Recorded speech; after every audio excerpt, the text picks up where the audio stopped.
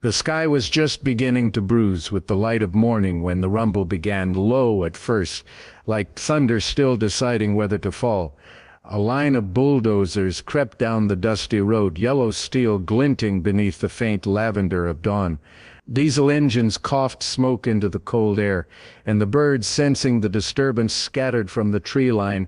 But on the edge of the field, unmoving, was a silhouette, small, firm, and still. Margaret Jean Hollis had been up for hours. She stood at the gate of her land, hands clasped around a single black-and-white photograph. The edges were curled, the surface worn thin in places from years of being held, touched, remembered. It was her husband in uniform, smiling in that quiet way of a man who didn't need the world to understand him. Just her. Behind him, half hidden, was the very field she now guarded. The foreman of the crew was the first to see her. He squinted through the windshield of the lead bulldozer and brought the machine to a slow stop. One by one, the others followed, metal monsters silencing their growls in confused formation. No one told them an old woman would be standing in their way. She was 84, though her back was still straight, and her eyes, blue as frozen river water, met theirs without a flicker of fear. She wore a heavy flannel coat and boots caked with years of mud, and in her right hand, still clutching the photograph, she held the edge of a folded American flag, the kind given at military funerals, the kind no one ever wants to receive. Margaret didn't say a word. She didn't need to. The field behind her stretched out in golden defiance, the stubble of last year's harvest still whispering secrets in the wind. To the construction company, it was just a forgotten plot, prime land for condos, stores, maybe a new freeway spur. But to Margaret, it was her husband's resting place, her family story, and the last place on earth that still remembered his name. He was buried in town, yes, but his spirit was here. They'd farmed this land together after he came home from Vietnam, a different man, quieter, more guarded, but always kind. He rarely spoke of the war. When he did, it was never about glory, just the men he lost, the faces he couldn't forget. Sometimes she'd find him staring at the fields, lips moving silently, whispering names she never knew. Every furrow he plowed, every seed he planted, was a kind of penance, a way to keep the dead company. So when the letters came, first polite, then persistent, then legal, Margaret ignored them. She had buried too much in that soil to sell it now. No amount of money could erase the memory of hands held in the dark, prayers whispered in the barn, or boots placed beside the bed with ritual reverence. The man in the bulldozer finally stepped down. He was younger than her youngest son would have been had he lived. He approached with cautious steps, eyes flicking from the flag to the photograph. "Ma'am," he said gently, "we've been told to start work this morning." Margaret didn't move. She lifted the photo slightly, as if that alone was explanation enough. "There's nothing I can do," he added, almost apologetically. "I'm just following orders." She looked past him at the row of machines. The sun had climbed higher now, turning the sky into a canvas of fire. The field glowed, as if defiantly catching the light one last time. "You ever served?" she asked, voice hoarse with disuse, but steady. He blinked, surprised. "No, ma'am, my brother did." "Marines." She nodded once. "Then you understand?" He looked down. "I think I do." Behind him, the others were climbing out of their vehicles, murmuring among themselves. Something about the old woman, the flag, the way she stood like the land itself had chosen her, made them hesitate. No one moved to start the engines again. Then someone took a photo, and another. By noon, her image had made it to social media, a grainy shot of a proud, solitary figure standing in front of bulldozers. The caption read, "She won't leave, says her husband's soul is buried in this soil." The post exploded. Veterans groups began to comment. Someone recognized the name Hollis, a war hero, Distinguished Service Cross, Silver Star, 2 Purple Hearts, a man who had saved dozens during a brutal ambush in the Central Highlands. A man who had come home broken but had built something sacred from the pieces. Now his wife stood alone where he had once planted corn and memories. The foreman made a few calls, first to his boss, then to the legal team, but by the end of the day, the word was out, and somewhere, far from this small town, someone with more authority had taken notice. A file was being opened. A name was being remembered. But for now, Margaret simply stood her ground. As the sun began to dip, painting the fields in amber and red, a breeze picked up. It tugged at the photograph in her hands, flipping it slightly, revealing the back where he had once written in faded ink, "Come harvester hellfire. This land is ours." She smiled softly, not out of defiance, but out of love. And somewhere, in the distance, the first tremors of change were beginning to stir. It started as a simple act of kindness. Claire Mitchell was 21, fresh out of community college, and volunteering with a local nonprofit that helped elderly residents with packing, errands, and light chores. She'd been assigned to help Margaret Hollis organize her home, not knowing anything about the woman, other than she'd recently made the news for standing in front of bulldozers. The moment Claire stepped into the farmhouse, she felt it. Something solemn in the air, like walking into a chapel no one had entered in years. The walls bore the weight of time. Faded photographs, oil lamps never taken down, a calendar from 1983 still pinned behind the pantry door. The smell was old wood, lavender, and something deeply human, grief preserved, like heirlooms in every corner. Margaret sat quietly at the kitchen table, sipping tea from a mug that bore her husband's name, the letters nearly rubbed away. "I'll be in the other room, sweetheart," she said gently. "Start with the kitchen drawers. Most of it's nothing." Claire nodded and got to work. She sorted rubber bands, envelopes, recipes yellowed by age. But in the 3rd drawer down, beneath a stack of letters tied with twine, her hand brushed against something cold. She pulled out a small, flat box, the kind used for jewelry but heavier. Inside, resting against a blue velvet lining, was a medal, large, bronze, unmistakable. She didn't know military honors well, but she knew this one was important. "Mrs. Hollis?" she called softly, stepping into the other room. The old woman looked up slowly, and when she saw what Claire was holding, her expression changed, not to surprise, but something deeper, a silence that felt like respect. "That," she said, after a pause, "is the Distinguished Service." Claire stood still, unsure if she should be holding it. "It was just in a drawer. It's beautiful." Margaret nodded. "He never displayed it. Said the real honor was coming home alive, even if he left part of himself behind." Claire looked down at the medal, then back at Margaret. Why didn't anyone know about this? The older woman gave a thin smile. He wasn't the kind of man who needed people to clap for him, just the kind who'd rather keep his pain in a drawer and his pride in the dirt. Word of the discovery spread quickly, first among the volunteers, then to the local historical society. Photos were taken, respectful inquiries made. By the end of the week, a journalist from the regional paper visited the Hollis farm, asking for an interview.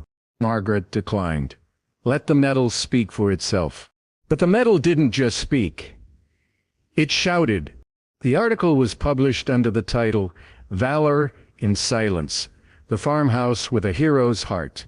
It traced her husband's wartime heroics in Vietnam, where he'd led a small team of soldiers through enemy lines to rescue a pinned-down unit.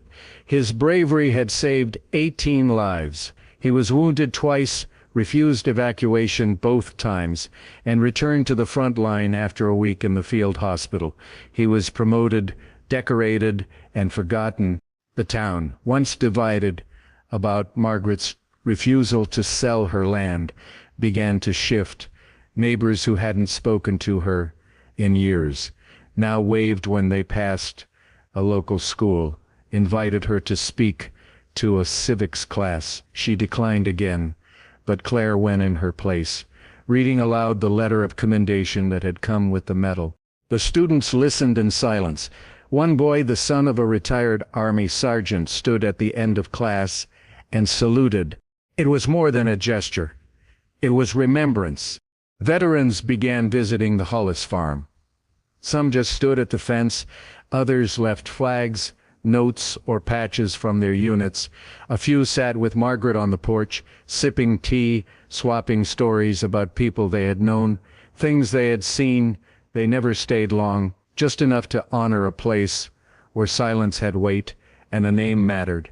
One day, Claire noticed a group of elderly men in uniform placing small stones at the edge of the field. She asked one of them what it meant. "It's from Israel," he explained softly. "You place a stone to show someone was here, and that they mattered." Claire bent down and placed one too. The kitchen drawer was now empty. The medal had been mounted in a simple frame, not in the living room, but in the small hallway near the back door, just above the boots he'd worn in the fields. Margaret had dusted them for the first time in years. One morning, Claire asked, "Why here?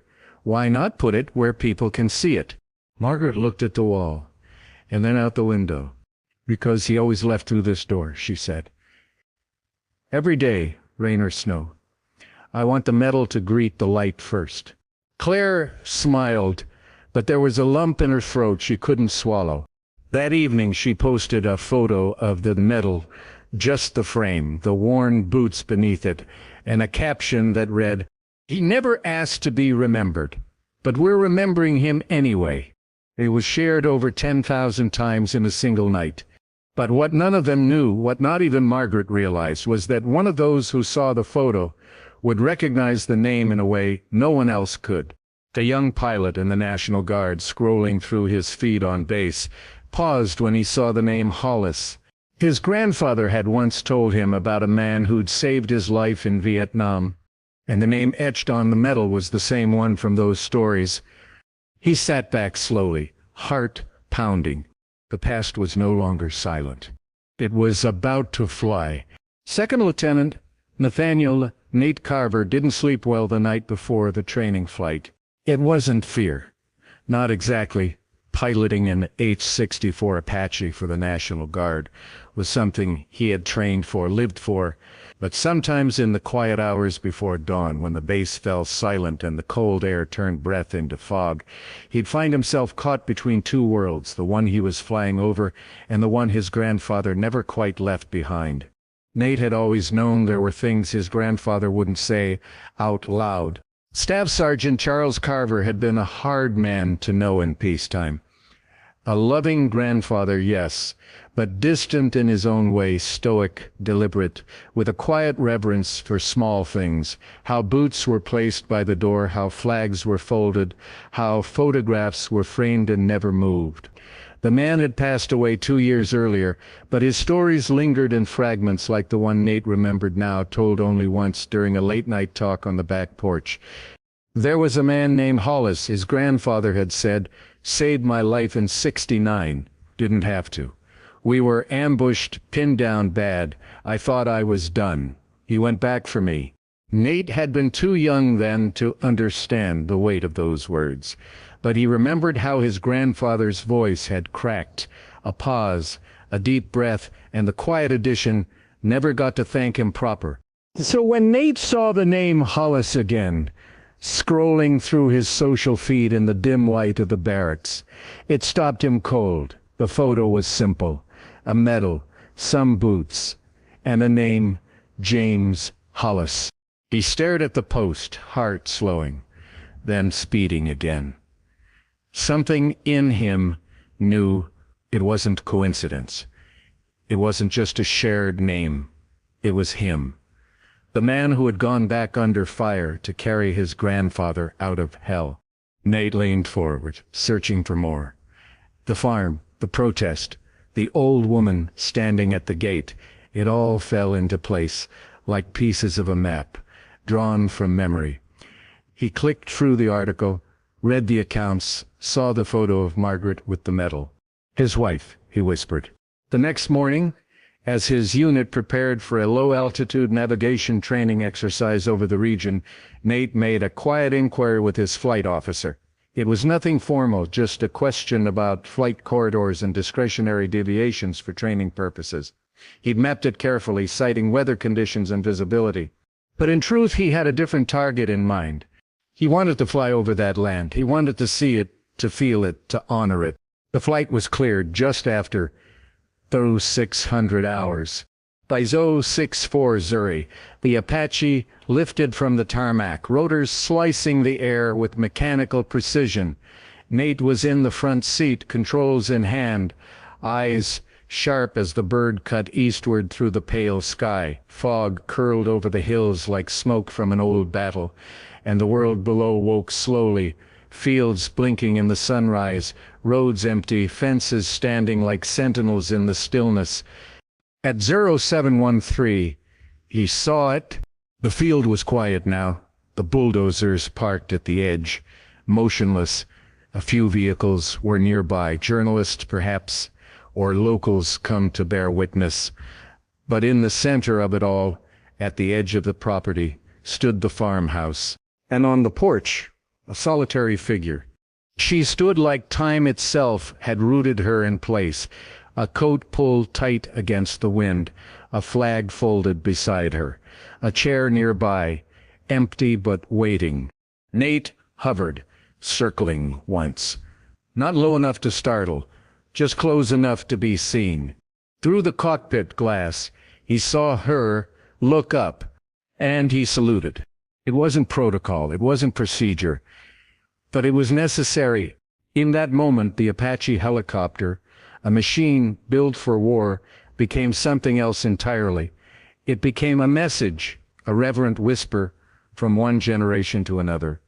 You are not forgotten. Margaret raised her hand slowly. Not a wave, just acknowledgement. And below, the foreman of the construction crew, watching from his truck, picked up his radio. Boss, he said quietly, you might want to see this. Nate completed the circle, then gently peeled away, guiding the Apache back toward the training route. He said nothing over the comms, but his co-pilot, a young woman from Tennessee, finally spoke. Who was she? Nate hesitated. The wife of a man who saved my grandfather, he said. That land? It's not just dirt. There was a long pause. Then copy that. Back at the base, Nate filed his report. Routine flight, clear visibility, standard patrol, with minor deviation. But that evening, as he scrolled once more through the news, a new video had surfaced. Someone had recorded the helicopter, captured the stillness, the saluting pilot, the old woman's response. The title of the video read, At Dawn, He Returned. By midnight, it had gone viral. Veterans groups across the country reposted it. The Department of Defense quietly requested Nate's name. A retired general reading the report on his desk paused when he saw the surname Hollis. He remembered that name. He remembered the field reports, the medal citations. Things began to move, slowly, silently, but purposefully, and for Nate the feeling didn't pass quickly. He called his mother that night and asked if she still had his grandfather's letters. She did. They went through them together. In one dated October 12, 1969, his grandfather had written, There's a guy here named Hollis. Not much for talk, but brave as hell. If I make it home, it'll be because of him. Remind me to find him if I get back. He never had, but his grandson had found the next best thing. 2 weeks later, Nate received a letter at his unit, handwritten, the return address stamped simply Hollis Farm. Inside, one line. You saw us. That's all we ever needed. Mem J. Hollis. It stayed pinned inside his locker for the rest of his service. He never met Margaret in person, never asked for thanks. But the next time he flew over her land, he circled once more. And again she was there on the porch, hand resting on the photograph, eyes raised to the sky. Neither spoke, but everything that needed to be said was carried on the wind between them. It arrived on a Thursday morning, tucked between a utility bill and a catalog for tractor parts. Margaret had never ordered. The envelope was crisp white, with an official seal in the corner, Department of Defense, Office of Military Records and Recognition. She held it in her hands for a long moment before opening it, eyes tracing the edges, fingertips brushing the embossed letters like they might vanish if handled too harshly. She hadn't asked for anything. That had always been her way. And James Hollis wasn't the kind of man who sent letters demanding attention.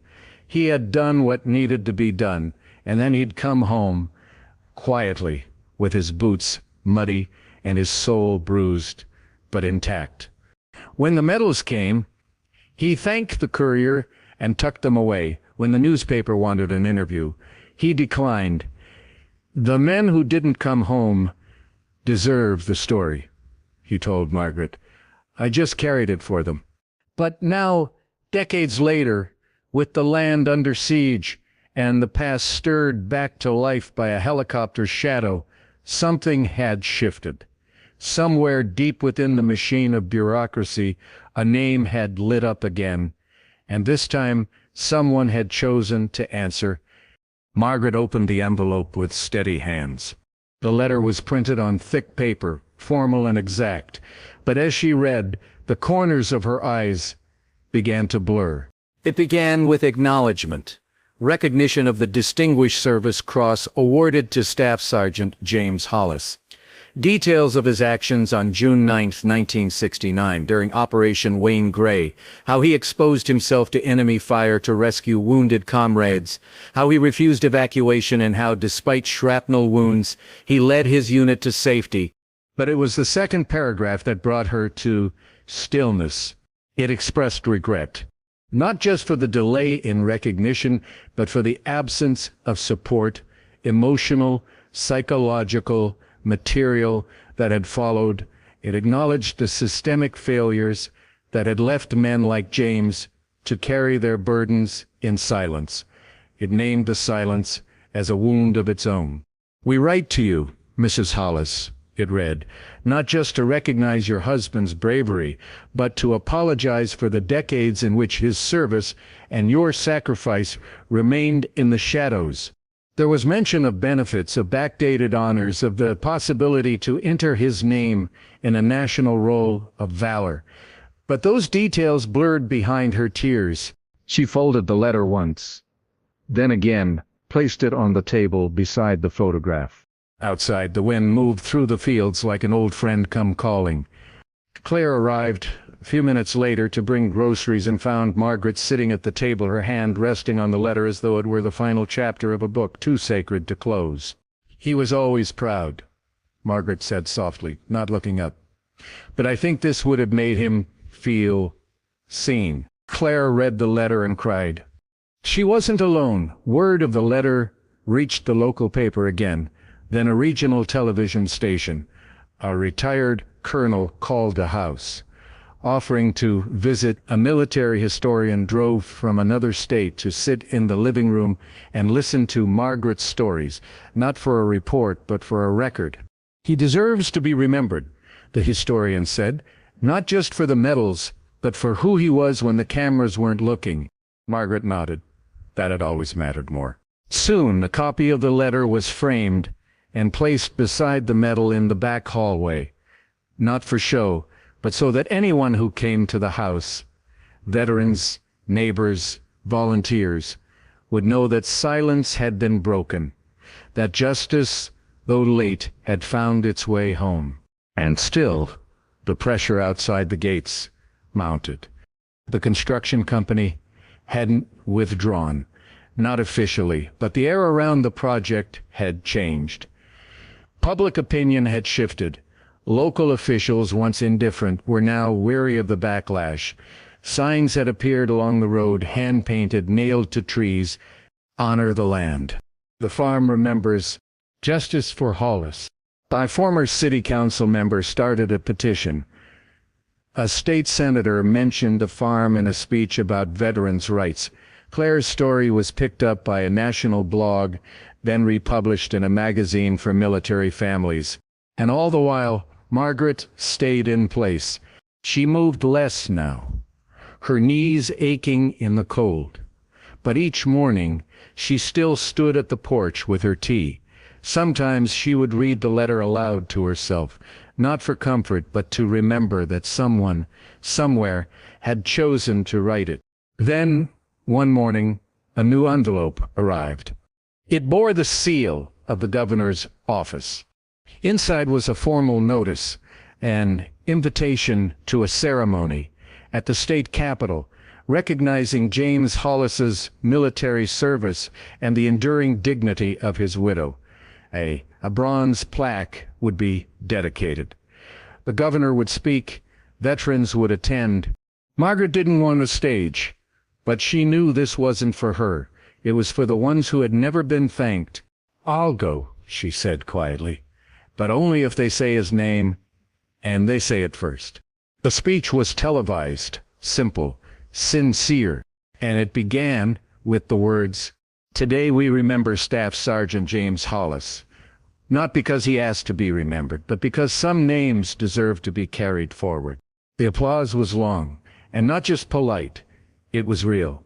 Margaret stood beside the plaque as it was unveiled. She didn't speak, but she placed her hand on the metal and whispered something only she and the wind could hear. Later that night, back on the farm, she stood once more at the gate. And though the fields were empty, the silence felt full, not of absence, but of memory, of dignity restored, of letters answered, and of justice, however slow, finding its way home. Swings. The sun had not yet cleared the ridge when the bulldozers were fueled and warmed, lined up like a fleet of steel beasts, waiting for a signal. The construction crew moved with silent precision. No small talk, no laughter. Not after everything that had happened. Word had spread. The photograph, the medal, the letter from the Pentagon. Even those who didn't follow the news had seen the image of the Apache circling the farmhouse, like a hawk guarding its nest. Some of the crew had children in the military. Others had grown up with stories of uncles and grandfathers who'd worn green fatigues and carried the weight of unseen battles. But today, their orders were clear. Begin the clearing, level the fence line, break ground by midday. The foreman, a man named Curtis Randall, had received the directive by phone at 6:30 a.m. sharp. There had been legal delays, public statements, temporary pauses. Now the word was to proceed quietly, without delay, before protesters could organize again. He didn't like it. Not after everything he'd seen. Still, orders were orders. By 7:15, the first machine groaned forward, treads chewing into the dry grass. The crew moved as one, careful and efficient. No one looked at the farmhouse. No one looked at the porch where they knew she would be. But Margaret wasn't there. The chair was empty, the flag folded, and still. Instead, they saw Claire standing just inside the gate. She wasn't blocking them. She wasn't shouting. She just stood, holding a photo in her hand, the same one Margaret had once held, that soft black and white portrait of a soldier whose memory had become larger than life. Curtis stepped down from his truck. "Miss," he said, his voice kind but firm, "we've been told to go ahead." Claire didn't speak at first. Then she simply held out the photograph. "I know," she said quietly. "But look at his eyes. Look." He did. And he saw something. Maybe it was courage. Maybe it was grief. Maybe it was the kind of quiet that follows a man long after war has ended. He turned away. That's when they heard it. A low, rhythmic thump in the distance. At first, it blended with the wind. Then it grew louder, deeper, a sound that lived somewhere between thunder and heartbeat. Curtis looked up. And there it was, Black against the morning sky, slicing through the clouds like a blade of memory, an AH-64 Apache helicopter, the same model that had circled the farm days earlier, now descending slowly toward the clearing. The construction crew froze. The machine hovered above the edge of the field, its rotors kicking dust into spirals, its shadow sweeping across the bulldozers like a judgment. The wind from its descent bent the trees, lifted hats, rattled loose tarp on a nearby truck. Inside the cockpit, the pilot's voice crackled over the site's open radio frequency, clear, deliberate, impossible to ignore. "Hold position. This land belongs to a fallen hero's family. Out of respect, stand down." There was no shouting, no threats, just a command carried not by rank, but by reverence. Curtis grabbed his radio. "Did anyone authorize this?" Silence answered. The pilot circled once, then hovered again, this time directly above the lead bulldozer. The message was not just heard, it was felt. One of the younger crew members, barely in his 20s, stepped back from the machine he was operating. His eyes were wide, not with fear, but with awe. "My grandfather flew one of those in Desert Storm," he murmured. "He would have stood down too." Curtis exhaled hard and reached for the ignition on the dozer. He shut it off. One by one, the others followed. Engines fell silent. Dust settled. The shadow of the helicopter lingered a moment longer, then peeled away slowly, rising into the morning light and heading west. Claire stood unmoved, still holding the photo, hair blowing across her face. She watched until the Apache was a speck on the horizon. Only then did Margaret step out onto the porch. She hadn't watched from the window. She hadn't needed to. She had heard the sound and known somewhere beyond grief, beyond explanation, that James had been heard, that his silence, his service, his sacrifice had been answered by something more than medals or ceremonies. It had been answered by presence. The foreman walked back to the porch, removing his hard hat as he approached. "Mrs. Hollis," he said quietly, "I don't know what's going to happen next. But today, we're not going to break anything." She nodded, then looked out at the field. "Some things aren't meant to be broken," she said. "They're meant to be remembered." That night, footage of the helicopter made every major news outlet, not as a protest, not as defiance, but as reverence. Reporters called it a 21st century salute, a moment where machines of war bowed to the quiet dignity of a widow's stand. One journalist wrote, "In a world full of noise, sometimes it takes the hum of rotor blades to remind us what silence really means." The construction company issued a statement the next day, short, uneasy, and vague. "We are reviewing all options and respecting ongoing dialogue with local stakeholders." But the court of public opinion had already ruled. The image of the helicopter hovering over the farm joined the earlier photo of Margaret at the gate. Together they formed a mosaic of resistance, not rooted in anger, but in memory. People began arriving at the farm not to protest, but to reflect. Veterans, teachers, students, truckers on long hauls who turned off their GPS just to stand for a moment on the road and breathe it in. And through it all, the bulldozers stayed parked, not abandoned, not removed, just still, as if waiting for a different kind of order. One not sent from a desk or office, but carried on the wind. For nearly 2 weeks after the Apache hovered in solemn defiance above the Hollis farm, the developers said nothing. Not in the press, not in court, not to the town that had grown increasingly restless with silence. The world had watched and waited, and like a fault line beneath years of pressure, something finally shifted. It was a gray Tuesday morning when the black SUV arrived outside the county courthouse. A man in his mid-50s stepped out, tailored suit, polished shoes, but with a posture that betrayed the wear of recent days. His name was Daniel Prescott, CEO of Redwood Horizons Development Group, the company that had purchased the rights to the Hollis acreage through what they'd assumed were ordinary legal channels. He hadn't expected trouble. In his world, property was just real estate lines on a map, transactions between parties, signatures in boxes. But this wasn't just property, and Margaret Hollis wasn't just a name on a deed. She was a gatekeeper to something sacred. Prescott had been advised not to speak publicly. His legal team insisted it would show weakness, but Prescott had grown up differently. His father, a Navy man, had served in Korea, and though Daniel had taken a different path, business school, real estate, boardrooms, he remembered the way his father had spoken of honor. It was time to remember again. The press conference was hastily arranged. No podiums, no banners, just a single microphone on the courthouse steps and a handful of reporters, unsure of what they were about to hear. Margaret did not attend. Neither did Claire. But the town did.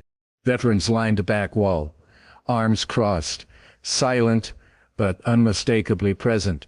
Families, teachers, even a few construction workers came too curious to see what would be said now when the whole country seemed to be watching. Prescott stepped up, adjusted the microphone, and took a breath.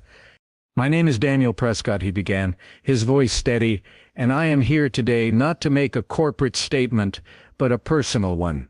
He paused. "When our company acquired the land surrounding the Hollis farm, we believed we were following all necessary procedures. What we did not account for, what I failed to see, was the weight of the history we were about to disturb." He looked at the crowd. No scripts, no notes. "I did not know who Staff Sergeant James Hollis was. I did not know what he gave to this country. I did not know what his wife had preserved in silence, nor what that silence meant to so many, but now I do." He cleared his throat. When the helicopter flew over that field, it wasn't just a gesture. It was a reckoning. It reminded us that not all things can be measured in dollars or square footage. Some places carry more than value. They carry memory, and memory demands respect. A ripple moved through the crowd. Not approval yet, but something softer, a willingness to listen. Prescott continued, "I have spoken with my board, with my partners, with veterans, and with historians. Today I am suspending all development plans related to the Hollis farm indefinitely." That got a reaction. Audible gasps. A few cheers. And from the back, a slow, deliberate clap from a man in uniform, Vietnam-era ribbons pinned to his blazer. Prescott raised a hand gently to quiet them. "But more than that," he said, voice quieter now, "I want to say something that hasn't been said enough in this country, especially by people like me." He looked into the camera directly. "I'm sorry." A hush fell. "I'm sorry for treating sacred ground like a spreadsheet. I'm sorry for forgetting that behind every parcel of land there may be a story we have not earned the right to rewrite. I'm sorry for every veteran who has returned home only to be asked to sacrifice again. And I'm especially sorry to Mrs. Hollis for the sleepless nights, the worry, the pain. You deserved better." He stepped back, and for a long moment no one moved. Then the veteran in the back stepped forward. He wore a worn hat, a cane in one hand. He didn't speak, just walked up to Prescott and offered a handshake. Prescott took it. It was enough. Later that day, a formal letter of apology arrived at the Hollis farmhouse, hand-delivered by a company representative who asked for no audience, just confirmation of delivery. Inside was the transcript of the speech, a personal note, and a promise. "We will do everything in our power to preserve the land as a symbol, not just of your husband's sacrifice, but of the values he stood for." Margaret read it once, folded it, placed it beside the others. But she did not frame it. That night she wrote a short note of her own. "Respect is not earned in apology. It's earned in what you choose to protect next." She signed it simply, Mem J. Hollis. The developer's apology made national headlines. It was cited in editorials, shared in online tributes, taught in business ethics classes, but more importantly, it opened a new chapter, not just for the Hollis farm, but for every place that had been paved over without a second thought. And for Prescott, it became a turning point. He stepped down as CEO 6 months later and founded a nonprofit dedicated to identifying and preserving veteran heritage sites across the country. The first donation made in the organization's name was to the Hollis Historical Trust, a new fund established quietly that same week. No cameras, no ribbon cutting, just a wire transfer and a line that read, "For memory, not profit." Back on the farm, the grass grew tall again. The birds returned to the field, and beneath the porch light, Margaret sat with a blanket over her knees, watching the horizon, not for threats, but for peace. Because sometimes the truest form of victory isn't in resistance. It's in being seen and left in peace. It began with a single banner, hand-painted on a bedsheet and strung between 2 fence posts along County Road 62. The letters were uneven, the paint beginning to drip under morning dew, but the message was unmistakable. This land remembers. By noon, there were 20 more. No one could say who started it, but by the end of the week, the small road that led past the Hollis farm looked like a corridor of memory, flags, signs, photographs clipped to wire fences. Some were from strangers, others from neighbors who hadn't visited in years. And on Saturday morning, they came in person. Tricia, it was just a few dozen local families, veterans from the American Legion Post, high school students carrying handmade signs. But by midday, the crowd swelled into hundreds. They didn't come to chant, they came to stand. A human chain formed along the perimeter of the Hollis farm. Hand in hand, shoulder to shoulder, they wrapped themselves around the property like living thread in a quilt of remembrance. The air was thick with quiet determination, no microphones, no bullhorns, just presence, just people. Margaret watched from the porch, her blanket pulled tight against the wind. She had been reluctant to allow a rally. She didn't want a spectacle, but when Claire explained that it wouldn't be about anger, but reverence, she'd agreed on one condition. Let it be about the land, not about me. So they did. Every banner bore James's name. Every speech, brief and heartfelt, spoke not of protest, but of promise, that no bulldozer, no permit, no profit margin would overwrite the memory rooted in that soil. One of the speakers, a former Marine turned local pastor, stood quietly near the center of the crowd. When his turn came, he spoke only 3 lines. Some people die for their country. Others live to honor them. This farm does both. Silence followed. Then the sound of hands clapping, not loud but rhythmic, like the slow beat of something ancient being remembered. News crews arrived by afternoon. A drone camera hovered above the field, capturing the scale of the gathering. On screen, it looked like a living shield. People of all ages, colors, and creeds forming a protective embrace around one small farmhouse and the memory it guarded. And then the music began. A lone fiddle player, standing near the mailbox, began to play a Shokin farewell. The melody drifted across the field like a prayer. One by one, voices joined in, not in lyrics, but in harmony. A woman humming with her eyes closed. A teenager strumming quietly on an old guitar. It wasn't a concert. It was communion. Margaret turned her eyes to the horizon. She could still see it clearly the day James came home in 1970, standing in that same field, duffel bag slung over one shoulder, eyes scanning for her before the truck even stopped. She had run to him then. And now they were all running to him in their own way. Claire stood nearby, helping coordinate food and water for attendees. Someone had set up a table with pins, ribbons, and photographs of James, young, old, always dignified. There was also a guest book where visitors were invited to write what the farm meant to them. By day's end, there were over 1,000 signatures. One of the final entries read, "I never met James Hollis, but today I felt like I did. I stood for him. I stood for my father, and I stood for myself." In a quiet corner near the fence, an elderly man knelt in the dirt and planted a small American flag. Not a standard one. This one was frayed at the edges, the kind kept folded in a drawer for years. When asked where it came from, he replied, "Vietnam. Same unit, different survivor." He saluted. No fanfare. Just remembrance.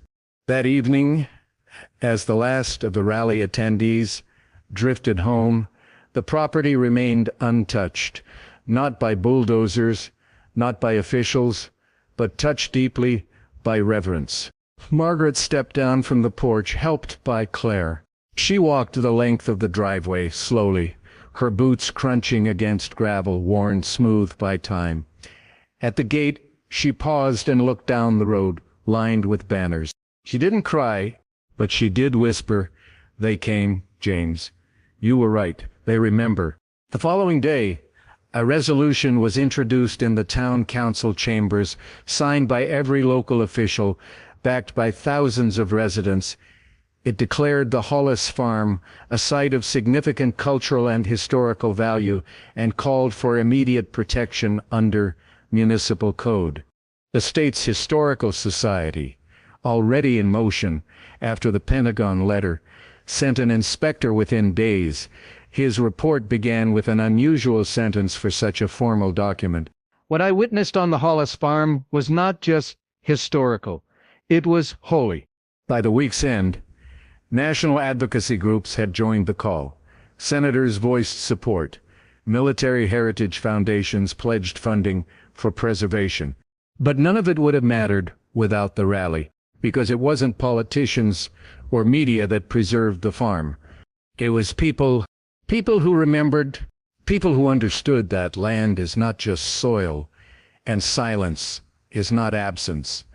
That some places deserve more than acknowledgement. They deserve protection because they carry stories written not in ink, but in sacrifice. And the Hollis Farm, it had become hallowed ground. The letter from the State Historical Society arrived on a Monday. It came not in a manila envelope or legal packet, but in a leather-bound folder, deep green, with gold lettering that read, "Preservation of Memory, Office of Cultural Heritage." Inside was a single document, plain, dignified, official. At the top, Margaret's name.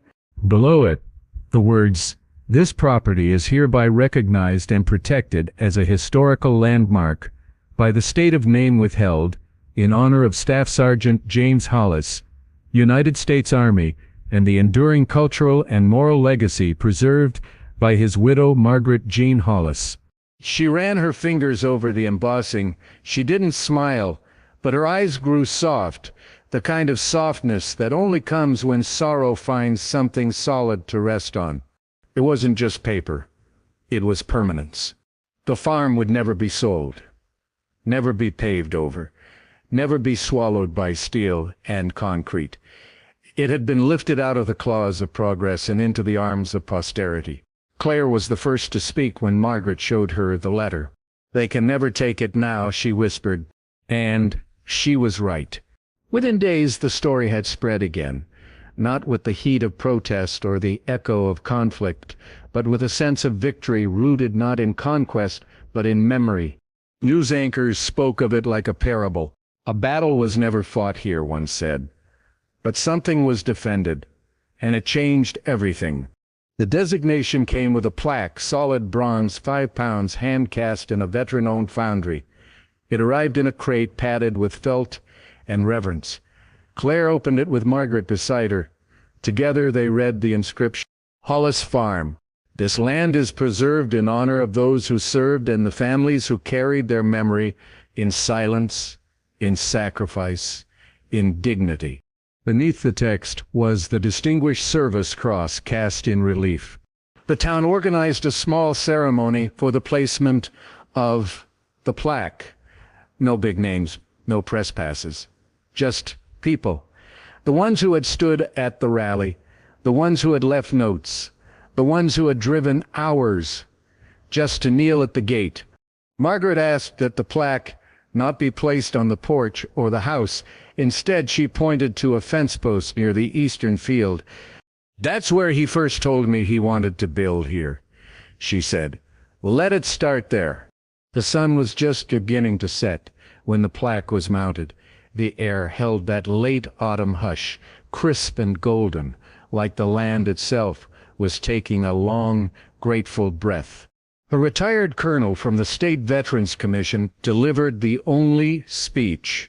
"History is not only written in books," he said. "Sometimes it's tilled into soil, buried with boots, folded into the corners of photographs. And today, we do not just honor a hero, we honor a vow kept across decades." He turned to Margaret. "Thank you for not selling. Thank you for standing. You protected something we didn't even realize we had forgotten." There were no fireworks, no banners, just silence. And then the sound of a bugle playing taps from somewhere beyond the fence line. No one moved. Even the trees seemed to bow. After the ceremony, people stayed. Some walked the field. Others stood near the fence, touching the post like it was a grave marker or a page from scripture. Margaret returned to the porch, blanket across her knees, thermos of tea beside her. She watched them not as a hostess, but as a witness. "This was always the plan," she murmured. "He built it for them. I just kept the door open." That evening, the story ran in military publications and veterans networks, but the one that mattered most was written by a teacher from the local high school, posted on the school's bulletin board. "Today we visited a battlefield with no bullets, and we saw a victory marked not by trophies, but by truth." In the weeks that followed, the farm saw more visitors, not tourists, pilgrims.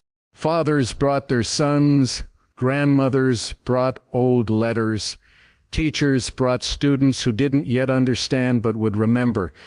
The Historical Society began installing a small outdoor exhibit near the edge of the field. It would display James's story, Margaret's stand, and the role the town had played in defending something without firing a shot. Veterans contributed artifacts, photos, dog tags, journal entries, quiet fragments of war and remembrance. Margaret contributed his boots. She placed them beneath a glass case and said only, "He walked this land. Let him walk it still." Claire continued to visit daily. She had taken it upon herself to catalog every visitor's message in a leather-bound book. It sat on the porch now beside a sign that read, "Say his name. Tell your story. We remember together." And they did. From Kansas. From Maine. From as far as Australia. They came not to mourn, but to root themselves in something deeper than outrage or nostalgia. They came to remember what America used to be, and what it could be again.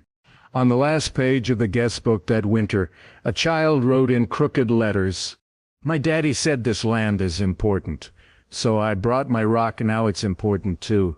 His father placed a small stone at the foot of the fence post, and just like that, another layer of memory was added. No longer fragile, now protected. Forever. The first festival was modest. Just a few tents, some folding chairs, a borrowed sound system, and enough chili to feed a small battalion. But for the town of Fulton Ridge, it was more than enough, because for the first time in living memory, the harvest season was not just about crops or markets or turning leaves. It was about remembrance. They called it the Hollis Harvest Day. The name came naturally. No debate, no vote. It was simply understood. A tribute, not just to James Hollis, the man who had once tilled the fields with quiet reverence, but to the stand his widow had taken to protect everything he left behind. Margaret hadn't wanted it. When the committee came to ask her permission, she shook her head at first. "This isn't about festivals," she said. "It's about keeping sacred ground sacred." But then Claire, who was now chairing the committee, spoke. "It's not for entertainment. It's for gratitude and for memory. a way to let people gather and remember why this land still breathes. Margaret looked out at the field, then at the town gathering around it. "Only if we say his name," she said. Out loud. First thing that morning, and so they did. Every year, at exactly 9 hours a.m., the festival begins the same way. Not with a ribbon cutting, not with music or food, but with a single name spoken clearly into the microphone. Staff Sergeant James Hollis. Then a pause. Then silence. And then the bugle. From somewhere near the eastern edge of the property, a veteran plays taps. Every year a different one. Every year the same effect. Eyes close. Hands clutch hearts. Memories stir. And then the day begins. The event takes place on the field just beyond the farmhouse. Local farmers donate produce. Veterans groups set up booths with stories, photos, letters. Children run through corn mazes named after old military call signs. There's a small stage where music plays, bluegrass, gospel folk, and where local kids read aloud the stories they've written about service, sacrifice, and memory. The proceeds go to veteran support organizations, many of them founded or run by those who once stood in Margaret's human chain. But there are no corporate sponsors, no flashy ads, only a hand-painted sign at the entrance. This land was once almost lost. Now it brings us together. Margaret attends each year seated beneath a canvas tent on the edge of the crowd. She no longer walks far, but she doesn't need to. People come to her. Veterans kneel by her chair to thank her. Widows place photos beside her. Children ask her to sign their program books. She always signs the same way. Remember who you are. Mem J. Hollis. Claire walks the grounds each year with a clipboard and a camera. She documents everything, not for records, but for legacy. One day, she says, we'll show these photos in history classes. The festival's grown. What began as a few hundred now draws thousands. Local news stations cover it, military magazines write features. Even the governor made an unannounced visit one year, standing quietly in the back during the opening ceremony, his hat in hand, tears on his cheeks when taps began to play. But it's not just the size that matters. It's the spirit. There's no shouting, no grandstanding, just stories, just songs, just silence and food and memory. And laughter. Because James Hollis wasn't just a soldier. He was a man who loved apple pie and bad jokes and dancing barefoot in the barn with his bride on Saturday nights. The festival honors that too. In one corner of the grounds stands a booth labeled Letters to James. It's a simple wooden structure with a slot at the top. Inside, thousands of handwritten notes from children, from soldiers, from widows and teenagers, and strangers who never met him but somehow feel like they know him. Each year, Claire reads a few aloud at closing. One year, a letter read, "Dear Mr. Hollis, I never knew how much someone could matter until I heard what you did. I want to live like you lived. Quiet, brave, full of love."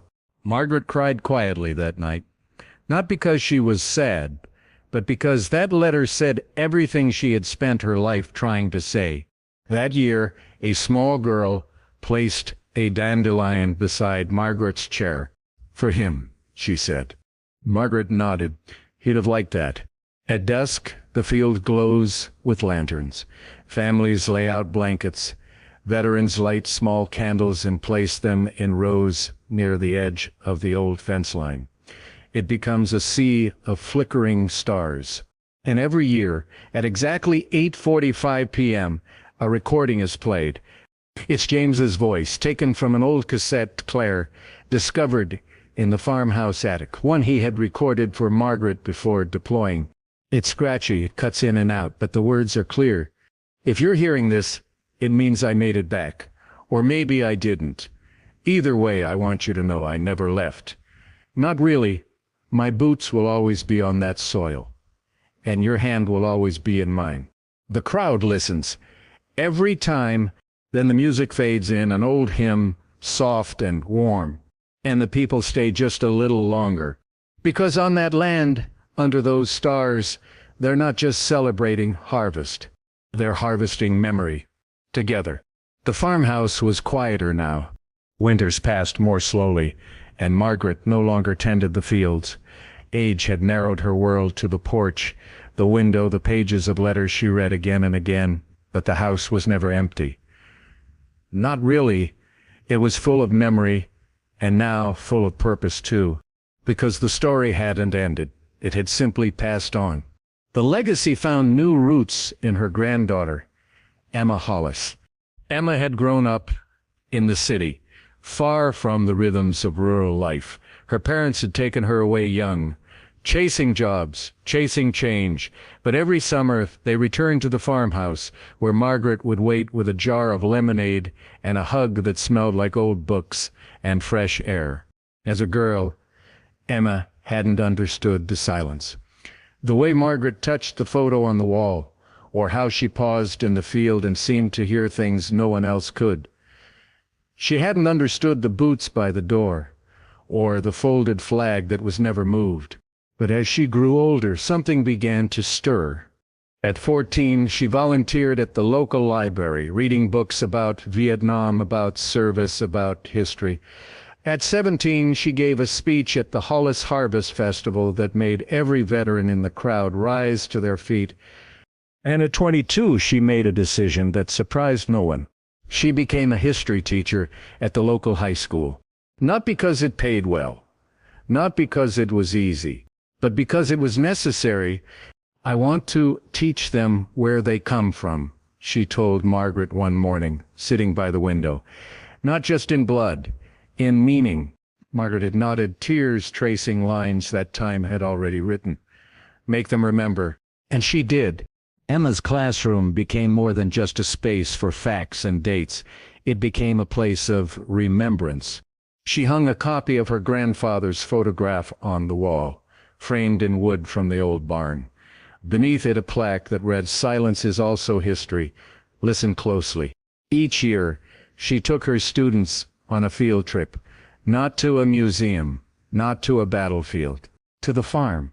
They would sit on the grass, notebooks in hand, and listen as Emma told the story, not just of James, but of Margaret, of Claire, of the day the helicopter hovered, of the rally, of the letter that changed everything. And then she would hand them each a small stone. "Place this where it feels right," she'd say. Then write why. The responses became their own archive. "I placed mine by the boots, because that's where someone came home. I put mine under the tree, because it's still growing, and so am I. I placed mine next to the fence, because boundaries aren't always meant to keep people out. Sometimes they protect what's inside." Emma saved every one of their letters. Each year, a new box. Each year, new generation, remembering not through obligation, but through understanding. And Margaret, she watched it all, from the porch, from her chair, from the same place she had stood that first morning when the bulldozers came. The land was safe now, not just because of laws or plaques, because people knew.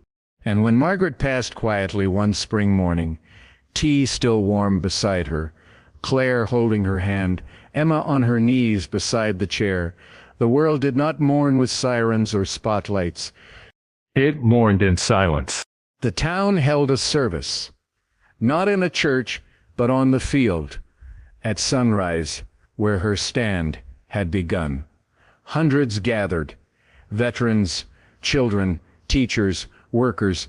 The Apache flew overhead, dipping its rotors once in a final salute. And then, like her husband before her, Margaret was folded into the soil she had protected. A gravestone was placed at the edge of the eastern field. It bore no dates, only words. She remembered, so we could. Emma still teaches, still walks the field, still guides hands to stones and hearts to history. And each autumn, When the lanterns glow and the names are spoken aloud, she lifts her face to the stars and whispers, "We're still here, and we're still listening." Because in the end, legacy isn't about medals. It's about memory made tangible. It's about the courage to stand when no one is clapping. And it's about making sure the next voice isn't an echo, but a new beginning.